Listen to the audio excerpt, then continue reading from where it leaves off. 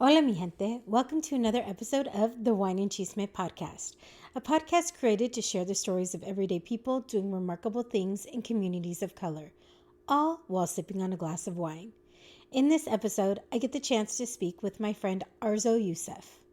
Arzo is a social impact entrepreneur and the founder and CEO of Sexy Boss Babe, a women empowerment and indie beauty brand which uses its platform to encourage women empowerment and raise awareness on the link between foster youth and sex trafficking. I want to make sure that I let you all know that this podcast can be triggering. We speak on topics such as sexual assault and human trafficking young girls as young as 8 years old. This is also a very informative podcast, and I encourage you to listen all the way through. So grab your glass of wine and join us for the Chisme.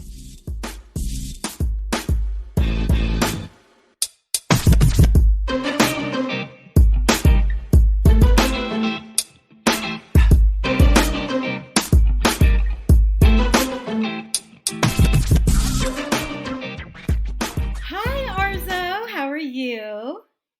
Hi, Jessica. I'm good. Thank you. Thank you so much for having me here today. I'm so excited. I am so excited too. You know, I've been wanting you on the podcast literally since before I even met you because I think, first of all, you just have such a wonderful personality. You just have such light that comes out of you. And when I met you, I was like, oh my gosh, I just want to give her a hug. And right now we can't even touch and we can't even do this in person. But You're so sweet. I want to hug you too. And I've appreciated you since before we met as well. And so many amazing women that I keep meeting are just through social media, and that's how you and I connected.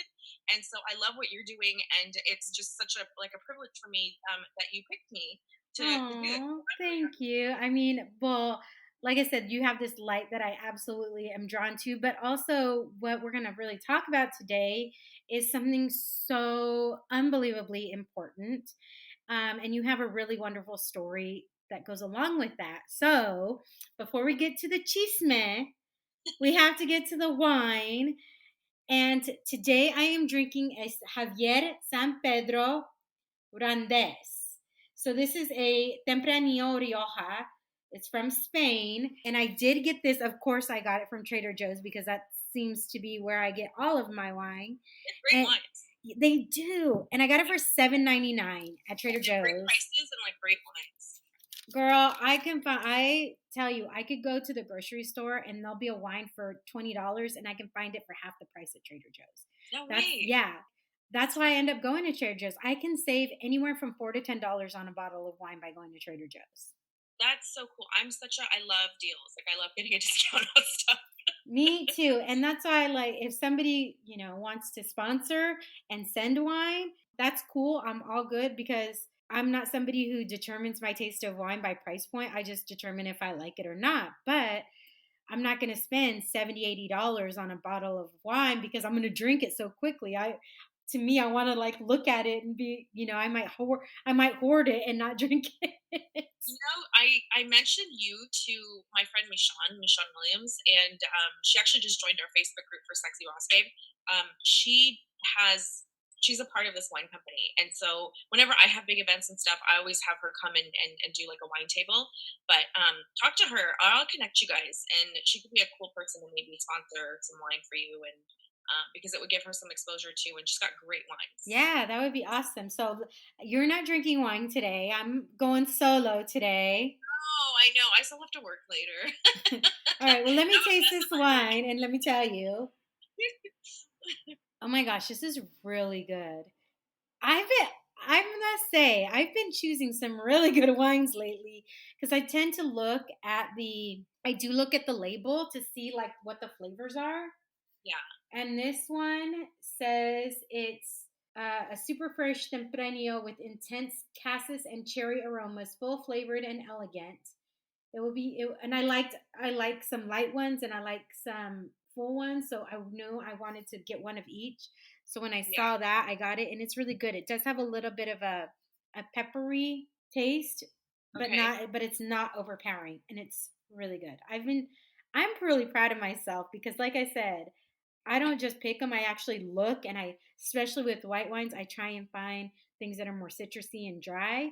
And I haven't been too really disappointed with anything so far. So Well, I'm kind of jealous right now. Now I kind of want some wine. And I'm jealous that I'm not there to have it with you because originally we were supposed to be together, right? Yes. Would have gotten to enjoy that delicious sounding wine too. I know. Am I making it sound really good? I literally, I'm just kind of like thinking, I'm like, what do I have in my cabinet right now? Well, you could grab it anytime you want. So just And let you me know, I know. actually have it. I might be in the space where I'm like, I kind of deserve it because this whole quarantine, I haven't had any other than my birthday night. You haven't had any? Oh my gosh, girl, you need someone. I don't know how you're doing it. That's how I'm surviving. I know. Everyone's surviving. What's wrong with me? You getting things done. Not that we're not getting things done, but you're doing next level stuff, I guess. Like maybe, but this is part of what I do. So, I know. I like it. I like that you do that, and I think I need to loosen up a little bit too. I think I tend to sometimes not uptight, but like I have my rules. It's like okay, well, you can only do it on a Friday, and only if you get all your work done. Like whatever. This is oh my quarantine time. gosh. Well, then let's go right into the chisme. And whenever you want to get wine, just get some wine, and that's cool. I might just have to do it. So, your full name is Arzo Yusuf, Yes, right? that's Praying for I correct. want to pronounce it correctly. Yes, So, and you were actually born in Afghanistan. it So, was. how old were you when you came to the US, and what prompted your parents to move from that area to the US at the time that they did? Yeah, thank you. So I was born in Kabul, Afghanistan, and I'm going to honestly tell you guys my age. So I was born in 1980, and I just had my 40th birthday. And And you I look was fabulous. You're so sweet. Thank you. Always makes a woman feel good when you say that. I was 2 months old, and during the 80s, like 79, 80 it was like the pinnacle point of the Soviet invasion of Afghanistan from the Soviet Union. So at the time, I don't know if you guys remember, but there was like a Cold War with the United States and USSR, and so it was during that time, and it was during that time, and most of our family held positions in parliament. And I had a great uncle who was the prime minister, and like in the 60s and 70s, or in the 60s, he would come to America and he would go to the White House and sit with Lyndon B. Johnson and JFK and things like that. And he was trying to democratize the country. And unfortunately, when the coup happened, and I think it was 79, the Soviets overthrew the government. And so at that point, they were killing people. At some point, the prime minister was assassinated. We were all in danger of being killed. So we all, in little small groups, tried to make our escape. So I always tell the story just because it's even shocking to me. I don't remember it, but it's what my parents tell me. We left in a group of my mom and dad, my aunt and uncle, and I was the 2-month-old baby. And my parents, they sat on mules and they carried me. And I always tell the story that I was in a basket. But when I was talking to my mom the other day, she said, "You weren't in a basket. We had you in a cloth. So you were in a cloth, and we were holding each side of the cloth while we were on these Oh mules." my gosh, girl, Yeah, that's like it literally sounds like biblical times. that's exactly what it sounds like. It's kind of crazy. And they literally made their escape, and their bombs exploding and everything like that. And if we stayed, we probably would have been killed. So we went to Pakistan immediately for a couple of months, then to Germany. They were taking in refugees. And then we were in Germany for 2 years, and then came to America in 1982 as political asylum refugees. And we literally started from scratch with nothing. Anything that we had, we left it behind. Any land, any money, or anything. So when we came to America, like we were on welfare, we were on food stamps. Like I always tell people that my mom would take us to Salvation Army to buy clothes. She tells a story that we were so poor that she was having guests over, and in our culture, being generous and giving, it's just part of our culture. And so even if you have nothing, whatever you do have, you give it to your guests. And she said we were so poor, we had this little like baby Cornish game hen, and we had like a family of 7 coming over for dinner, and I had no idea how I was going to feed like 10 people with this little chicken. So that was kind of our start in America. Wow. Oh my gosh, that's so crazy. I mean, it's just so, it's almost in a different way reminiscent of, what is happening now of people trying to flee and trying to, I'm sure that gives you a very particular view of that. And it kind of just shows where your heart has been and why your heart isn't, is where it is. Did your parents, when you did move here, did they keep those traditional Afghan values? And how did that meld or coincide with what you were learning by growing up in the US? Yeah, sure. So the answer is yes. And we have a very strong culture, and there's more, I think, there's more attention on like the Latina communities and like Italians and like things like that, so people see that more. But our culture is very similar, actually. There's a lot of family traditions. There's a lot of being together with the family, taking care of your elders, interacting with each other, big weddings, big events, things like that. So in that regards, it's very similar to a lot of the classic, romantic type of cultures. So yes, being Afghan was a huge part of our identity. It's a very strong tradition. So to veer away from it, it takes a lot. A lot of families still would rather operate from their very traditional place. It tends to cause some issues amongst the young people because then they kind of have dual identities and they don't know how to be American, and then they're kind of stuck. So, in that regards, comparing to other Afghan families, I feel lucky because our parents, they were more open-minded, and they weren't just like, well, you're Afghan and you're not allowed to do this. It was like, okay, well, we're in America now, so let's all adapt. And so, we were allowed to go to football games and parties and stuff like that. And, in college, like, we had boyfriends, and which is not normal, Yeah. in our part of the world. It's like you say we're going to get married and then you get married. So, so we had a pretty American lifestyle in that regard. So we were allowed to. Well, and then I guess that kind of answers the next question, but I'll ask it anyways. Like your school experience, did you feel that it was? Did you ever feel excluded because of your culture, or were you able to kind of seamlessly, or did you grow up with other Afghan families that you and kids that you went to school with, or was it really separate? You were in. Did you grow up in LA? Is that where you grew up? I actually grew up in San Diego. Oh, you did grow up in, because I know your mom lives here, so I wasn't sure. So, growing up, I went to preschool here, in an American preschool, kindergarten, elementary school, all that. So up until I would say second grade, I didn't feel different at all. I went to Lemon Avenue. I don't know if you know where that is, but it's near Spring Valley, and it was a very, it's a lower income community, and it's a diverse community. So we had, Hispanic kids, we had white kids, we had, black kids in the school. So I didn't feel different. I never felt that sense. In third grade, we had moved, and we moved to a different part of town.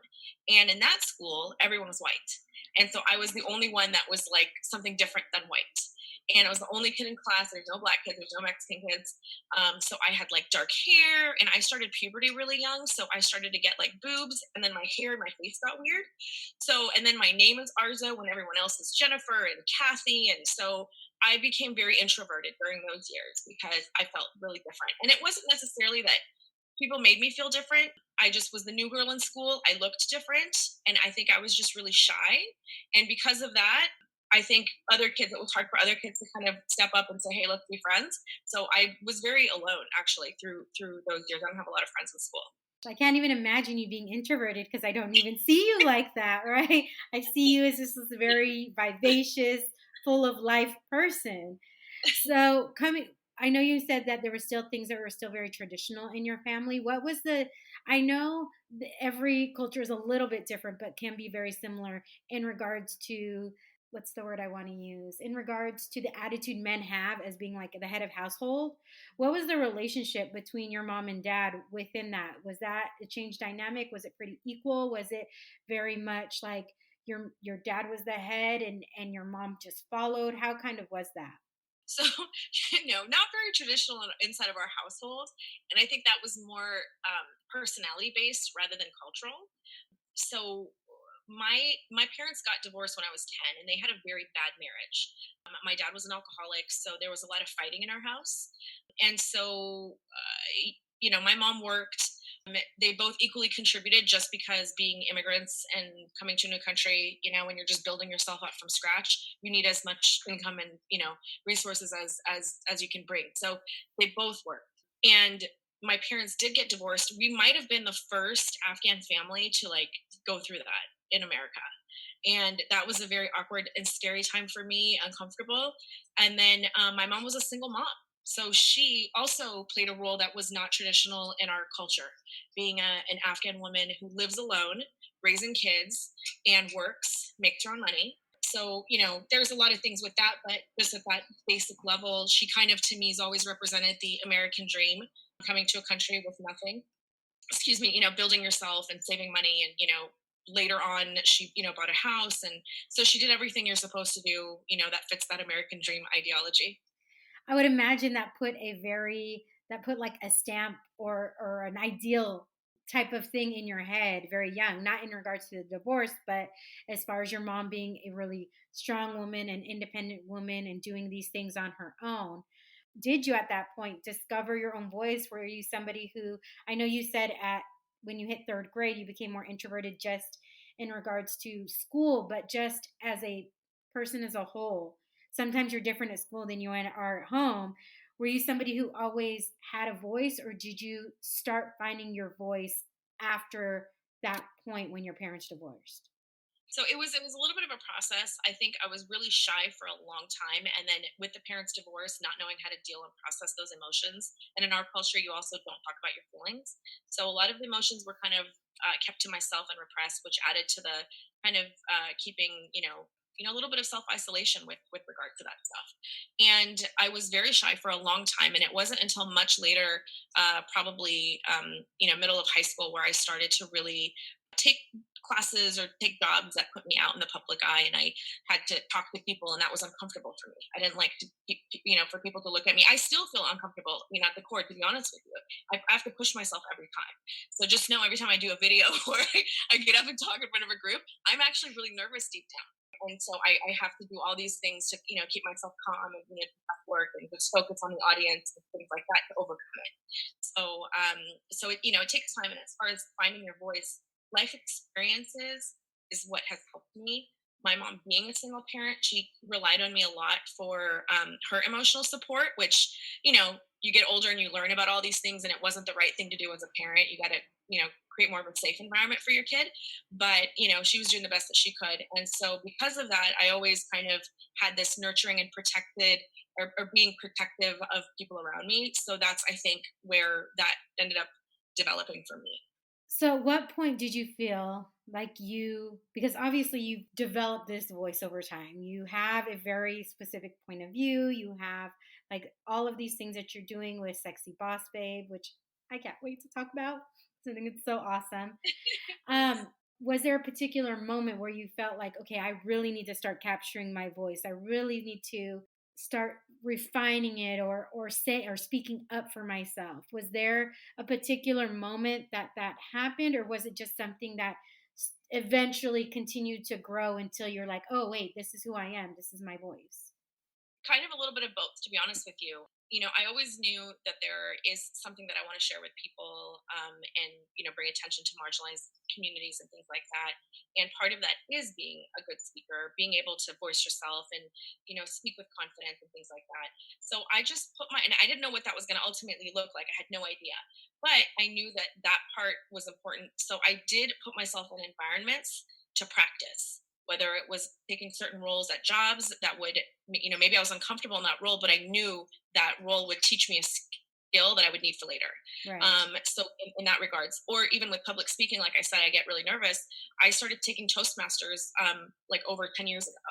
And so you basically sit in a group of, people, sometimes it's 20 or 10 or 30, and then you go through this booklet of projects, and then you get up in front of the group and you do a speech.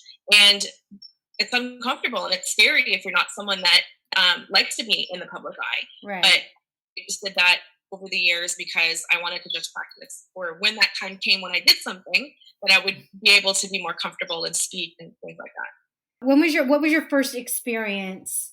Because there's kind of two things that you do. Obviously, you do a lot of stuff with human trafficking, which I definitely want to touch in, and you also do a lot of stuff with women empowerment. First, let's talk about like the women empowerment side, because I remember a specific story that you told in regards to looking for an investor for Sexy Boss Babe. And had you had go if you wouldn't mind like sharing a little bit of that story, and had you had other experiences similar to that?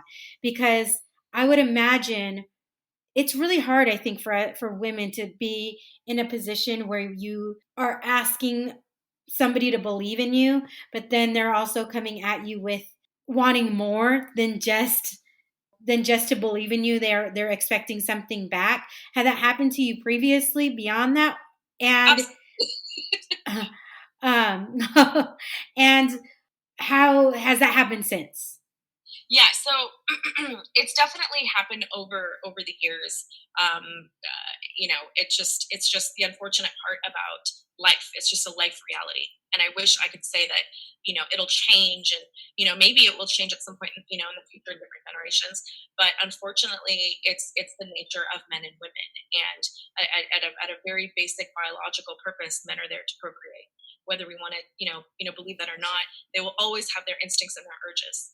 And so as a woman, you have those challenges now because if you are a business person and you want to excel and expand and scale and do other things, you have to play in that next level. And that next level is majority of men. So you have to conduct yourself a certain way. And it sucks because I know that there's a lot of this, you can wear whatever you want and, be a woman and it's okay. Sure. But in certain settings and certain scenarios, you have to be a certain way. And even if you are, people still come at you. I had another story of a time that I was working at this company, and I had reached out to an old boss of mine as a potential client. And so we had a meeting, like a lunch meeting schedule. And I was wearing a suit, completely covered, and I was on my way to go meet him at this restaurant, and he tells me, "Oh, why don't you come over? I'm going to make us lunch." Restaurants are so impersonal, and I've known him for years, so I wouldn't think anything of it. Somebody I trusted. We go to his house. He makes lunch for us. This beautiful condo overlooking like the marina. Excuse me. And halfway through the lunch, I remember just looking out over the balcony to the water, and he just lunges over and kisses me. And I pulled back, and I didn't know what to do. And I was a lot younger then too, and I didn't know what to do. And I just was like, "What are you doing?" And he apologized. And so, again, I was like, "Okay, how do I handle this? Do I leave? I felt so uncomfortable. I don't even know, I think I was like 23 or 24 years old at the time. And so I decided I was going to let it go and just pretend like it didn't happen. So I started cleaning up. He excused himself to go to the bedroom. He comes out wearing nothing but a robe, like Hugh Hefner. Yeah. Okay. What? Okay, my mouth literally dropped when you said that. What the heck? And I just looked Lordy. at him, and he ran after me and put his arms out and tried to grab me. And I was literally everything was flashing before my eyes. I was pushing him off, and I'm like, "Stop! What are you doing? What are you doing?" So I pushed him away, and I just ran to the door. I grabbed my bag. I opened the door. I didn't say anything, and I just started running down the hall. Took the elevator, or no, I think I took the stairs, and I just ran down. And I sat in my car and I cried for like 3 hours. So yes, it happened. Oh my gosh, oh my gosh, that's a very traumatic experience. I mean, to have somebody, especially somebody you trust, somebody you've known for a long time, I mean, that's truly a violation. Like how people can just think that they can do that. And I'm so glad that you were able to remove yourself from that situation, because who knows, had you not, who knows what would have happened. Yeah, and I think a lot of women in those situations, especially when you're young and you don't have the hindsight or the foresight and your voice, because I think when you're young, especially, you still don't have your voice. It takes a while and certain life experiences to really truly get there, to be able to truly stand up for yourself. But I think we've heard so much about the Me Too movement and stuff like that, and so many women that were with Hollywood directors and producers and made passes, and then they just went with. And so people are like, "Well, he didn't really rape you because you didn't say no." But what people don't understand is it's not that easy. There's a psychology behind it. And when you have a significantly older man with a lot more life experience with a 21-year-old girl or a 22-year-old girl who doesn't, she's still not fully developed mentally and emotionally. Yeah. So there's a huge manipulation aspect to it, a huge dominance aspect to it. And again, going back to the talk that I did at the Women's Museum where you were there, and we talked about the generational oppression of women and how women over decades and over time have been conditioned to be quiet, to be subservient, and accept what happens to you. So, excuse me, it's going to be very hard to break those norms. And I think it's starting to happen. It's just going to take us time to really get to where we as women want to be.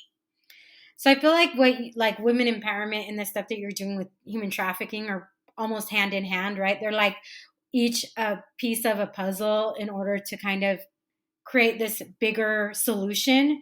When was the first time, or how did you actually learn about human trafficking, and what was your first initial response when you heard about that?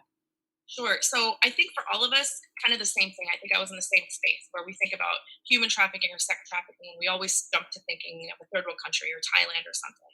And I think that's always what I thought too. And it wasn't until I started doing work with Angel's Nest, a nonprofit helping former foster youth, that I started to learn about the foster care system for the first time. And then through just those stories, through meeting the different kids, through talking to experts about what are the best resources for this demographic for our nonprofit, it was just over the years of learning and talking to other experts that are in the space that I started to learn more about sex trafficking in America.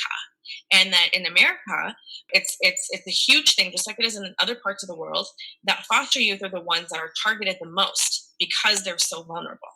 And so that was really shocking to me. So once my term at Angel's Nest was done, I was president of the board for 4 years, and then once I exited, and thinking about what's my next juncture in life, and now that I know all this information that I know, where is my passion? What do I want to do? And so I took those pieces of information and decided to end up, I ended up creating Sexy Boss Babe, and try to incorporate those different elements. So tell us about the ways, because I know it's shifted, right, in regards to who they've targeted, but now it's very much foster youth, both men, or both boys and girls. What are some of the ways that predators seek their prey? Because that's really what they are, human trafficker predators, and they're looking for prey. And who are, like, within those groups, who are the most vulnerable within those foster groups? So I don't know if you followed the Jeffrey Epstein case at all, but it was in the news last year a lot. I think more in the beginning of the year. But Jeffrey Epstein, a very wealthy person, and knew a lot of other wealthy people. They had a sex trafficking ring, and there's an article. If you look up his name, Jeffrey Epstein, USA Today, foster youth. Just type in those words in Google. The article will come up, and he talks about, we specifically targeted foster youth and girls from single family homes because those are the most vulnerable populations. Those are the kids that don't have as much resources, so they need money. They come from families that are living in poverty, low income communities. So you don't have everything that you want. Aside from that, foster kids are away from their biological parents because their parents are either in jail or on drugs or have mental health issues or whatever it is. So you're with a strange family, a foster family. In best case scenarios, you have a great foster family that takes care of you. In the worst case, which is more common, these foster families take on foster kids because the government gives you a stipend to help pay for their resources. And a lot of families use that as a source of income because they're in poverty themselves. And so it becomes an income source, end up fostering a lot of kids. And so they don't really necessarily care about them and giving them the love, care, and attention that any child needs, any human needs. So now here comes traffickers. They know through targeting and through grooming how to target kids in foster care. They know where the group homes are, so they follow them. They figure out who is who. They know this better than the general public knows how this works. So we're all asleep. We're all sitting here asleep on this, and the bad guys are know what to do and know what to look for. And they go through something, especially with the girls, called cut picking, where a lot of times they will just give them love, care, affection. You're beautiful. Something that they're seeking, that they're lacking. Exactly. All that stuff that they're lacking. Low self-esteem. That's what they're going through. And it's like, let's get your nails done. Let's get your hair done. And that's how they end up luring them in. And that's the person that's giving them love. So now all of a sudden it's like, hey, you're going to sleep with this guy for money. They're going to do it. They're going to do anything that this trafficker tells them to do. Tell me, I know obviously you've started Sexy Boss Babes once you left the organization that you were at. How did you end up starting that? And tell people, because really I've shown pictures on my Instagram in regards to these fabulous press-on nails, because I'm not somebody who wears nails on my, I'll get my toes done, but I don't necessarily get my nails done.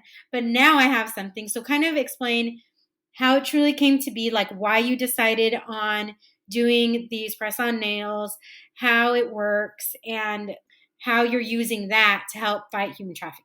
So thanks for being a fan of Sexy Bossy of Nails, and they look really fabulous on you. I've seen your pictures. they're a lot of fun. So it's kind of like two parts. Like one part is just the product and a beauty product as a woman. It happened by accident. It was a necessity for me. I was on my way to an event. I didn't have time to get my nails done, and my ex-boyfriend with his new girlfriend were going to be there, and I didn't want to go there with ugly nails. You know how it goes. It's the things that we come up with in desperation, right? Exactly. I was like, I'm going to meet her. I'm like, I don't want to look silly. So I quickly went to the store. I bought a pack of these parts on nails I'd never used before. And I was totally desperate. And I put them on and they worked, but they didn't have any cool styles. And the glue wasn't that good. But the concept I really liked. So I was like, I think a lot of women could actually use this, especially if you're going to events or you don't want to, go to the salon and waste 2 hours, or you just need something for one night. This could be something, really cool. So I had some contacts overseas. So I reached out to people, and then I flew overseas and started just the process, and it took some time. And so we started to develop that. And then outside of that, the branding concept. So this kind of is what ties into women empowerment.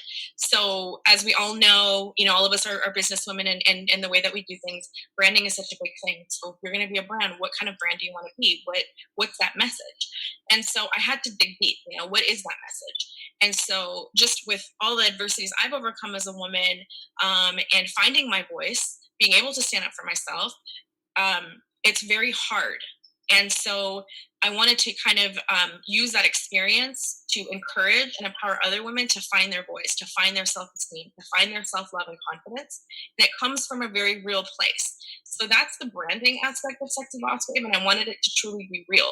Like affirmations are a big thing for me. Affirmations have gotten me through a lot of tough times in my life, to help me to believe in myself. Every single box of Sexy Boss Babe nails has an affirmation message on it. The ones I've got on, the little red, pink ones, boss up. I wear these. Just on the top, it'll say boss up. And it's to remind me in those moments where like life is tough and there's no one left to count on but myself. So I got to boss up in that moment. So it's that inner strength for yourself. And so when I wear them, it gives me that little mental connection. And when I forget, it's a reminder. And then, the podcast I have, a Sexy Boss Babe podcast, and it's about a lot of this female-centric issues and just the things, self-esteem, empowerment, confidence, and how to find that. So anything associated with our brand is about uplifting women. So that's that part of it. How has the response been in regards to it? I mean, I know what my response was. So let me tell you, those of you who have seen some of the photos, they lasted, I had to take them off because they lasted so long. I was shocked because I asked you, like I went to an event, I won some nails.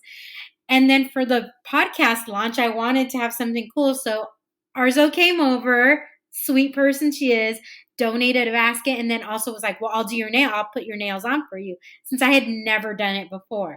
And it was super easy. And now that she's shown me, like, I could totally do it myself and everything. And she tells me they're supposed to last between 7 and 10 days. They totally did. Like, I had to soak them in water because I needed to just, you can trim them if you need to, which I did after a few days because I couldn't I'm not used to having long nails. So for me, it was difficult. For some people, if you're used to that, you're probably like golden with these things. Yeah. And how, like, in regards to how much you charge, like, I would love for you to tell people how they can get them. I do want to have some other questions first, but I want to make sure we touch on how you can get them, where you can find them, and how much they are, because I think people are going to be really shocked to find out how much they are and how long they last. They can easily last 7 to 10 days, and what you would pay for 3 or 4 boxes, depending on where you get them, is what you're paying for one time to go to a salon. So before we get to that, I really want to ask in regards to human trafficking. Because of that, I was fortunate enough to go through a training when I worked at DART, which is Dallas Area Rapid Transit, in regards to how to spot victims of human trafficking. What are things that you can share with people in regards to how to spot human trafficking? And then what can somebody do if they suspect somebody is a victim? So great question. And it's not an easy thing necessarily to spot, but there are telltale signs, especially when it comes to young women. I think it's easier to spot than it is on young men. Women are typically the majority of victims, although it does happen to young men too. But for example, a young girl, let's say you're a teacher, you're in school, and you have a young girl, sixth grader, eighth grader, or something. If she starts all of a sudden showing up with really expensive clothes, expensive purses, those kinds of things, that's a telltale sign where it doesn't make sense. You know what I mean? Like, they don't come from from a family that could probably provide that. So she's getting it from somebody, and she's not an adult where she could get it herself. So someone is giving it to her. So that's a telltale sign. Anyone that has any abused physical attributes, black eye, bruises, that sort of thing. Typically, traffickers abuse these young people. Additionally, a change in somebody's demeanor. Maybe somebody was really happy and bubbly, and then all of a sudden you start noticing that they're depressed and they're kind of withdrawn. They're being abused, most likely. Those are some of the symptoms, or I don't want to say symptoms, but some of the characteristics. In a public setting, for example, if you see a significantly older person, an older male with a younger female, where you see just through body language where he's kind of controlling over her, that's definitely a telltale sign. Where she can't make a decision without his consent, that's usually a telltale sign. They have tattoos. A lot of times traffickers will brand girls, so they'll have a tattoo. So those are just some of the different ways. And if somebody does spot this, you don't want to intervene. You don't want to, especially if you see something in public. I think it's different if you're a teacher. You have a little bit of more of an intimate relationship that you can get involved. But in a public setting, it can be dangerous. So it could put her in danger. It could put you in danger. So you don't want to go and say, "Hey, I know you're a trafficker." So you don't want to do that. But what you can do is call the National Human Trafficking Hotline, and I'm going to share that number too. So let me find it. But those are some of the ways. Would it be advisable, while you're looking up that number, would it be advisable to call the police at that point and say, "I think this is what's happening," or is it just best to call the trafficking hotline? I mean, you can call the police, definitely. That's I had a situation a few months ago. I was at Parkway Plaza in San Diego, and I was leaving the parking lot. And if people don't know this, but Parkway Plaza in El Cajon is a hub for human trafficking. And it's a lot of stores are closing down, so it's something that's becoming a little bit more common, which is really scary. So I was leaving in the parking lot, and I saw a man with this little girl, and it just looked a little bit weird. They were walking. He had a backpack on. She seemed a little off, and so I don't know, something in my gut just said, like, just check in on this. And so I don't recommend people to do this. I'm a little like, I will go and, get myself involved sometimes. So what I did is I pretended like I was asking for directions. And I said, "Hey, excuse me, I'm trying to get to the 8 freeway. Do you know?" And I just wanted to, through the conversation, be able to observe a little bit better and see what the kid was acting like, if she seemed scared or not. And what I started to notice is she was probably about 5 years old, 5 or 6, and she probably had autism and she couldn't communicate. So then it became hard for me to tell if this is just the dad and she's an autistic kid, or autistic kids are also very vulnerable. If you're in a mall setting with an autistic kid, they can sometimes run away from the parent, and if a trafficker's nearby, they can take them. So it was just kind of like, okay, do I mind my own business and just say, "Hey, this is the dad," and just walk away? Or do I, follow my instincts? And what I started to notice is he started getting nervous. He started getting nervous, and the directions that he was giving me, because I know San Diego well, he started getting really nervous and giving me these weird directions that didn't make sense. Then that also triggered me to think something weird is here. So I thanked him and I drove away, but then I called police. I actually called 911, or I called the local police department, and I gave the description of what I had seen and the location that they were, and then I just hoped for the best at that point. Oh, wow. I hope that they were able to find them, and hopefully he didn't have a car or something, and they were able to pick him up or something, because that's so scary to think about. I know a lot of times human trafficking happens okay, so actually twofold. I know a lot of times, anytime there's large sporting events, Super Bowl, World Series, anything like that, those attract human trafficking.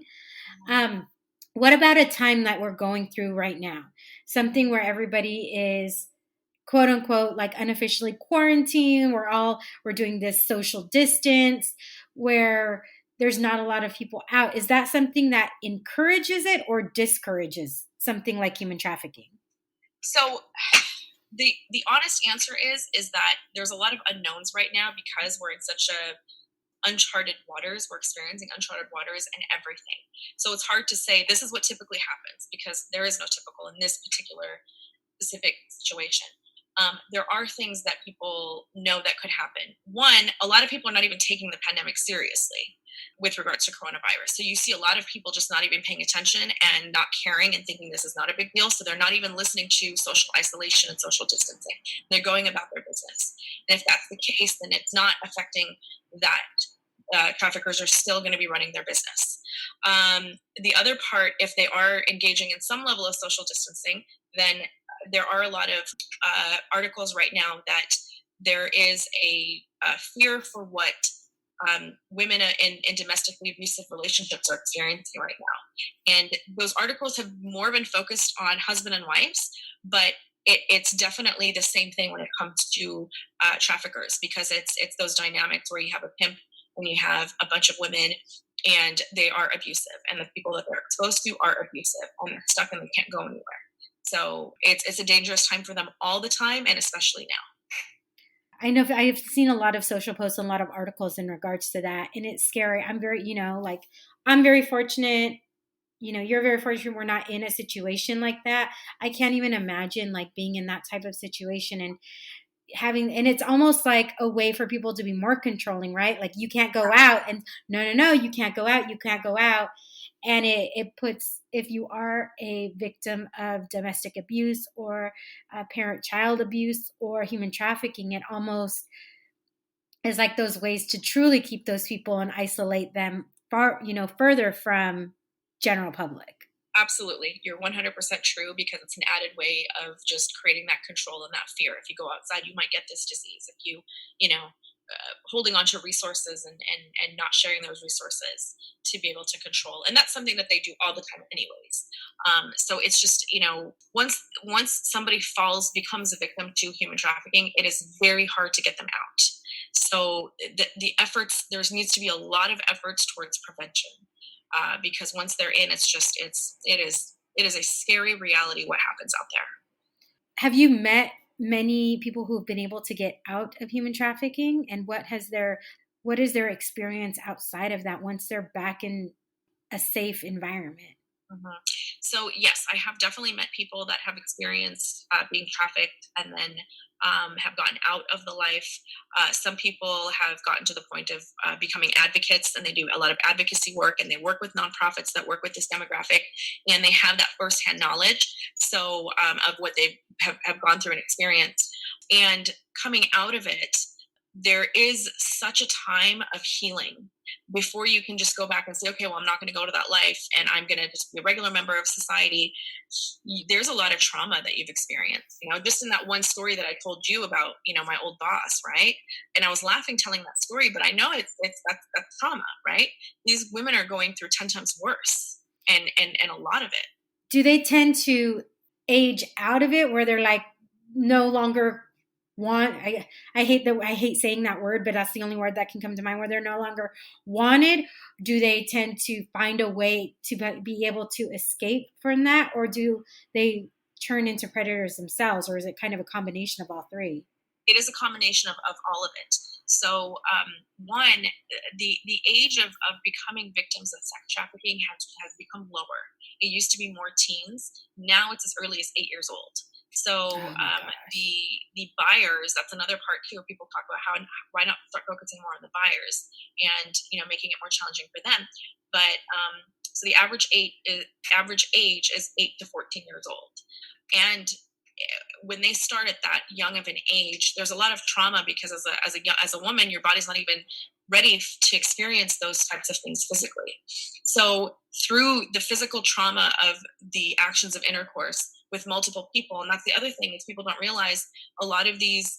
One, I just want to just touch on why do people even do this? And it's because of money, because it is a business. It is the second most lucrative business in the world after drugs.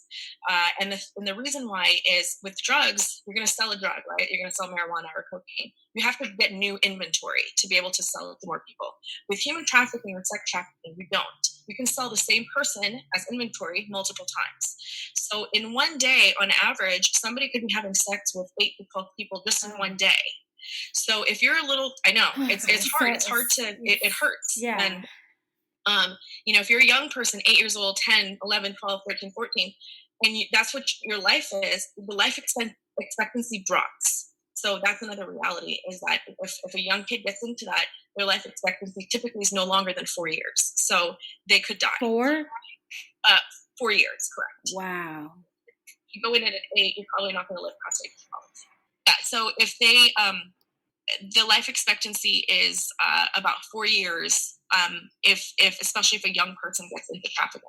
So if they're 8 years old, they might not live past age 12, and that's mostly due to the physical trauma of the act of sex at such a young age. Also, being exposed to so many sexual partners, a lot of times they just end up contracting HIV or AIDS, so they die from that. And then being with abusive partners, and they just essentially get beaten to death. Oh my God. That's the reality of it. My heart is just breaking hearing this, because I can't even imagine going through anything like that. And I think what you're doing is so, so important. I know you wanted to give the number to the sex trafficking hotline, or the whatever the hotline is.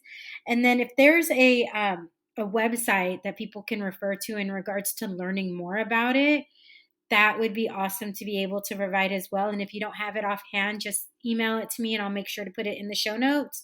And I'll put the number of the sex trafficking hotline in the show notes as well, to make sure people are able to have a resource. Absolutely. And you can just Google human trafficking hotline. A number will pop up, and there are resources, but I will definitely share some links that I use as go-tos. But the number, it's a toll-free number for the Human Trafficking Resource Center. So if you spot somebody that you think might be a victim, you call this number, and the number is 888-373-7888. So I know you're using Sexy Boss Babe as a platform, not only for women empowerment, but it gives back. It gives back to the community. So if you could kind of explain how that works and where people could find them, and what this, like, how much goes into that. I think people, once they hear it, obviously, if you're listening to this, your heart is probably breaking and you're probably like, what can I do? How can I help? And if not everybody has the ability to get involved in the way that you have gotten involved, but even just by like purchasing nails, you're able to support. So kind of explain how that works. Thank you for asking that question. So kind of going back to the women empowerment aspect, if we're empowered as women, right, there's so many other marginalized groups that need our help. And so this is our platform. Sexy Boss Babe supports, with every purchase, foster youth and sex trafficking survivors are supported. And our hope and our goal is to create a community of women that this is going to be their platform. This is one of the causes, or a main cause, that they want to support. And the questions that you asked me earlier, as far as how people get saved or get out of the life and everything, and it's very hard once you get into the life. And so our focus, and a lot of experts say this too, is focusing on prevention. So focusing on prevention is one aspect. The other, and that's where the foster youth comes into play. So we offer self-esteem workshops, life skills training, things like that, to youth through our charity partners that help this demographic.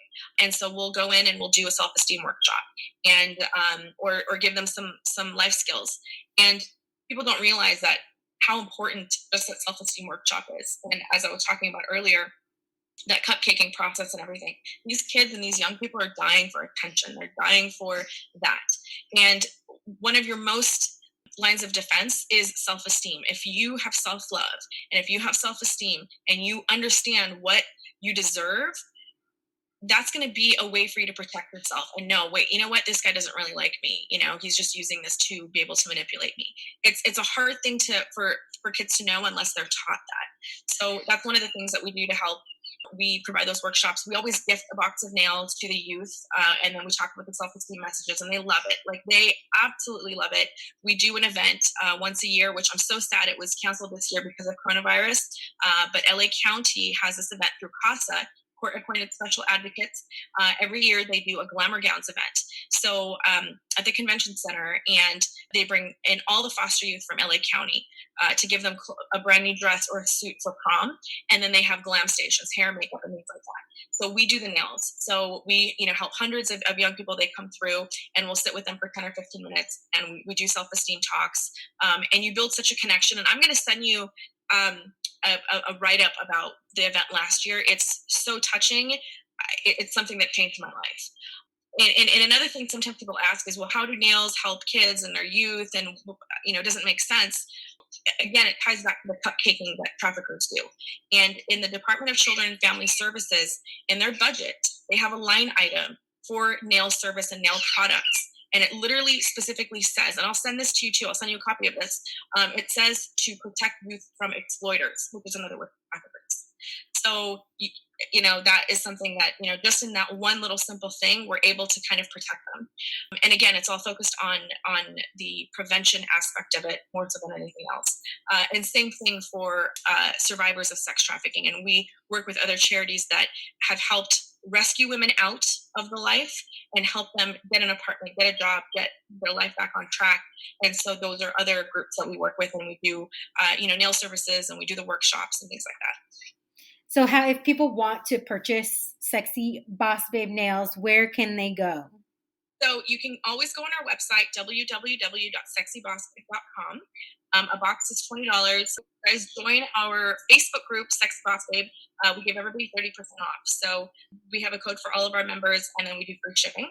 We also sell in about 60 stores throughout California at this point. In San Diego, we're at Empire Beauty in La Jolla, Pacific Beach, Mission Valley, Hillcrest, La Mesa. In National City, we're in Berlin's Beauty. Point Loma, we're at Flirt Beauty Supply. Del Mar, we're in Planet Beauty. And there's one other one that we just got into. It's in Chula Vista, and I should know that. Oh, I know. Glam Powder Room, which is in Chula Vista. And there's one other spot in Chula Vista that we got into, and I can't remember their name off the top of my head. Are you able to find all of those stores on the website as well? Yes. Awesome. Yes. Go to the website and you go to retail locations. It'll list all those. And at our stores, they sell about $11 a box. So you get 24 nails, you get a glue and a nail file. So and they last. I'm like total witness, because I had to reach out to you and say, how do I take these off? Because they really do last. And I have I have a total of 3 boxes. I have one that when I've used, I have 2 other nails that I will be using, because especially now, why not feel good about yourself right now? Because we're all, not doing anything while we're in this quarantine type state. yes. But where do you hope to see Sexy Boss Babe go from here? Where do you want to see it in 5-10 years from now? Yeah. So the long term, my ultimate dream is to be able to, and the reason why I want this is, we are a for-profit company with a charity component. Okay. So it's very similar to Tom's Shoes. So Tom's Shoes, you buy one, they donate one. So it's kind of similar in that regard. So when people buy, we're able to donate at Glamour Gowns. We're able to do the workshops and, donate nails and donate our time and everything.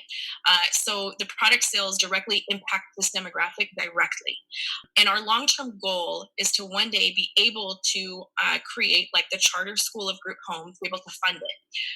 Traditional nonprofits, they get most of their money from grants, government grants, and through fundraising. It is a very outdated model, and a lot of nonprofits are challenged because they don't have a way to have a revenue stream. So these social impact models like Tom's Shoes and what we've created, this is a solution to that type of a construct, because it has both. We've got a product that we're selling, so we're doing something that's generating money, right?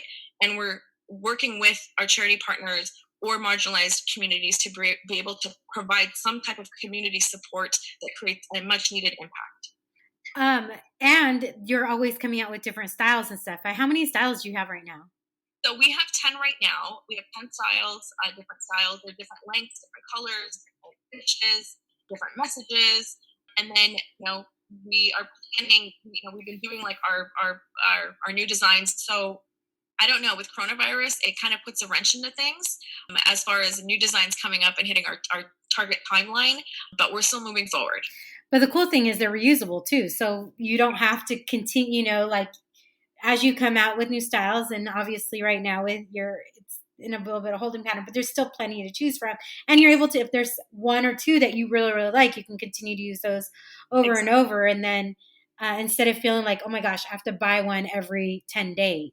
Exactly. You can definitely take them on, take them off, keep them, and then reuse them. And then at the cost at a retail store. And this is a great way to be able to support the local retail stores too. And buying a box of, nails from those stores if they're close to your home, or even just, like I said, just going online and purchasing. We also have a point program too. So whenever you buy or create a free account on our website, you get a bunch of free points. And then, after you accumulate certain points, you get more free product. We also have the Sexy Boss Babe podcast available on all the platforms too. So everything is about women empowerment and, just things to make you guys feel good and giving back, So just by, being a beautiful woman and, investing in yourself without even doing anything more than that, you're already giving to a very big problem in our world that needs a lot of attention and support. So you guys, when you support Sexy Boss Babe, that is what you're supporting. So just know that. Which I love. I just, it makes me so happy to be able to share this with other people, have you on and have you share this, because it's so important. And people want to feel good, but it's like you get to feel good double because you have nice nails and you're doing something. So Arzo, if people want to reach out to you on social media, how can they do that? What are your social media handles? Sure. So my personal is the Arzo Yusuf, and that's spelled ARZOYUSUF. Sexy Boss Babe is at the Sexy Boss Babe. Our website is www.sexybossbabe.com. And our Facebook group is Sexy Boss Babe. Join us, stay with us. All right. So now we're going to go to the questions I ask everybody. And thank you so much for sharing that. Like I wish I would have videoed this because you could see my reactions. I'm like, I know. I saw you. I was like, oh my God. Like I felt what your heart was going through in that moment. And I was like, oh my God, like I could see it. Like you get it, And oh my gosh. Like, oh my God, it's working, It's like the more I get to talk about this and connect, that's when people really get to understand. And I think that's because it's very obvious that you're very passionate about it and you've learned about it and you want to share it. You want to make sure people are educated about it. I think that makes such a difference versus just like, oh, this is happening. Yay, whatever. Like, oh, this is a problem. No, you can sense your passion as well. And it was just breaking my heart listening to some of these stories. So, okay. I know. We have to do a little meditation. I know. What do you wish you would have known when you started out? You need more money. Always, right? Yeah, you never have enough. Never have enough. And I had saved a lot of money to do this, or in my mind, what that means. You need way more than whatever you can even possibly imagine that you need. So, yes. What is something that you're curious about right now? In life or in business? Or both, either or, whichever you feel like answering. I'm probably curious about my love life more than anything else. Am I going to meet the one? And what is something, failure is something that always teaches us something and we learn. What is something that you failed at? Oh my gosh, many, many, many, many things. I failed in a lot of things. I had another business that I tried to start probably a little over 10 years ago, and that failed. And it's hard, it's challenging, and having the courage to try again. I think that's so admirable because I think sometimes when you fail, but who has that entrepreneurial spirit, right? By like, okay, this didn't work. What else can I do? How can I pivot that? How can I do this? How can I do that? I've never felt like I had like that full entrepreneurial spirit until I started doing the podcast. I'm not going to lie. Like, I think I always like would want to do things, but I never knew how. And I never felt like I was so driven to do anything. And then once I found myself in this space, was the first time I felt like this is what I'm supposed to be doing, and I'll work my ass off to do Yes. it. I know how hard you work. I see it, and I know how hard you work. And I think that taking that first step, like you said, like you always had this inside of you, but like you weren't sure. And then you started your podcast and you're starting to feel that. That's all it is. It's just believing in yourself and taking that first step. And you pivot, like you said, and you learn as you go and you change directions sometimes. And sometimes, guess what? It might not work. And that's okay. And it's not the end of the world. Those are your lessons. Those are how you build your skills and you learn every single time. So even if you fail, don't even worry about it, because take the lessons and try something else later when you're ready. Yeah, because I mean, if what are you learning if you're always succeeding, right? Except all you learn is, oh, I'm the greatest. And then until somebody kicks you in the teeth, and then you're like, what happened? All right. What now? Now these are the easy ones, the easy softball ones. What is your favorite word? My favorite word? My favorite word is probably because I say it a lot. But well, my word of the year is compassion. In January, we did a post that our word of the year is compassion. Wow, that is like so, especially right now. God, that is just so on for 2020. That's what the post said. It said, let 2020 be the year of compassion. Oh my gosh. What is a dream that scares you? A dream that scares me is having kids. As much as I love them, it's something that I want so much, but it scares me too, because I think, what if I do have one and I don't have, what I need to give them as a parent. So that scares me. Oh, but that shows that you're going to that shows the love that you want to be able to give to your child. Because if you didn't care, you wouldn't think that. Yeah. Okay, so you're from, well, basically, you're from San Diego because you were so young when you moved out of Afghanistan. What is your go-to order? Like, I'm here, I'm in San Diego. Where do I need to go? That I mean, I've been gone for 20 years and I've only been back not even a year. What am I missing out at? What am I missing out on that I need to go ASAP? In San Diego? Yeah. Like a place to go for like fun or something? For like eating. Oh, for eating. Yeah. Where do I need to go and what do I need to order? Okay. You need to go to Costera. I don't know if you've been to Costera. No. Okay. It is the most beautiful restaurant ever. Wait, is that a Mediterranean restaurant in Gaslamp? No. It's on Harbor Island. Oh, okay. No, I've not been at all. Yes. Okay. I went there on a date last fall, and I've been gone from San Diego for a long time too, so I didn't know. And so I had heard about it, but I didn't know really what it was. So that's where my date took me. And it was on Harbor Island, and we got a really nice spot in the restaurant. The table was like right by the window over the harbor. So we went around I think it was like 5-6 o'clock. So you could still see everything during the day, but we stayed until the sunset. So you could see just the skyline in downtown. It is the most beautiful place ever, ever. You have to go. Okay, well, I'm glad because that's the place I can actually go because I ask everybody. And right now, some people are East Coast, and I'm like, well, I'm going to have to wait till I get over there.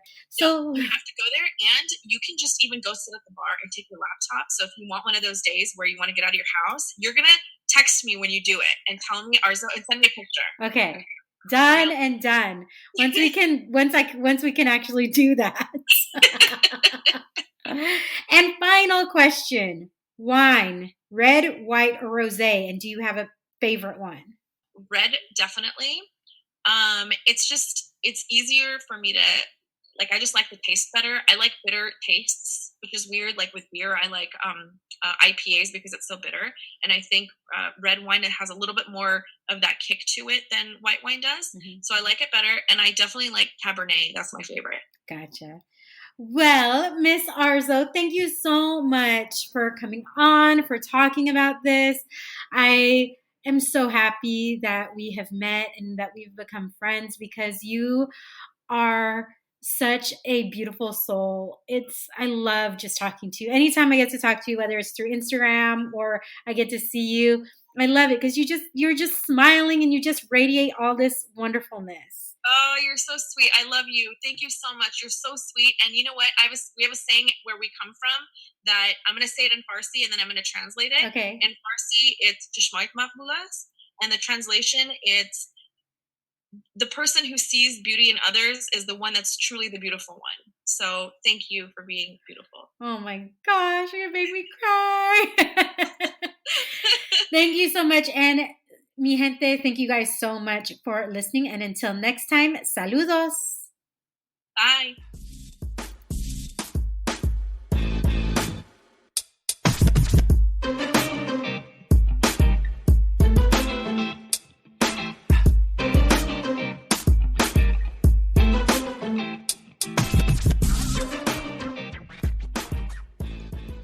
Y'all, I truly hope you were as touched by this subject as I was. This is such an important topic that isn't discussed much and is hidden in plain sight because we don't know enough about it. Arzo has provided additional resources that are available in the show notes. I have also provided all of the links to Arzo's social media handles as well as the Sexy Boss Babe website in the show notes. So thank you, Arzo. Do you have a story that needs to be told or know someone who does? I know that I want to talk to you. So please reach out to me via my social media channels, Instagram at The Wine and Chisme, Facebook at The Wine and Chisme Podcast, and LinkedIn at The Wine and Chisme Podcast as well, because I want to hear those stories. Remember, if you want to hear more Wine and Chisme, please subscribe. Rating and reviews are always appreciated. 5 stars are appreciated, and good reviews are appreciated even more. So until next time, mi gente, saludos.